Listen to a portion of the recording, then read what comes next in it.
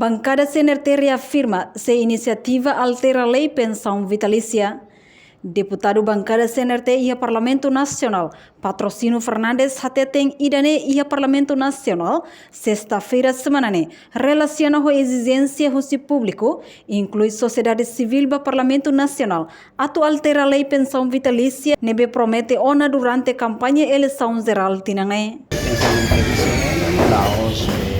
matéria de Laos matéria de comissão a ninguém deputado lain sia nesse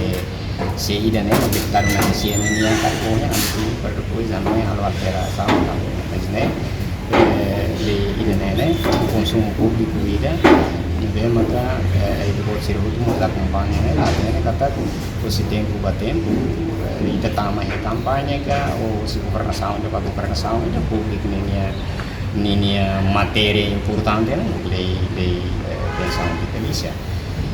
Patrocínio Hateteng, bancada CNRT naklokisimo aspiração do povo com a alteração lei pensão vitalícia,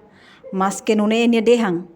Dadang ne comissão A concentra relaba lei prioridades sira nível loque dalam ba governo atu halo intervenção lalais resolve povo nia necessidade bemos estrada no selutang. Deputado si bancada CNRT ini mau kalau participar nama mina bloque ela para depois da iniciativa ba lei né atu halo alteração mas animos ano yang ela kata orang ini comissão A concentra ela ba prioridades dia maka lei maka beli loke dalam ba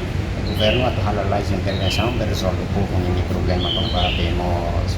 com ba estrada com ba coisa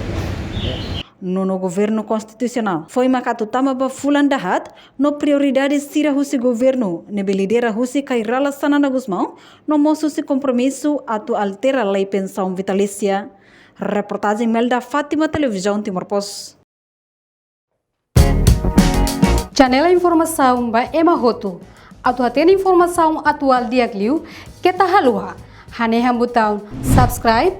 like halo comentário no faz botão ba media social hoto.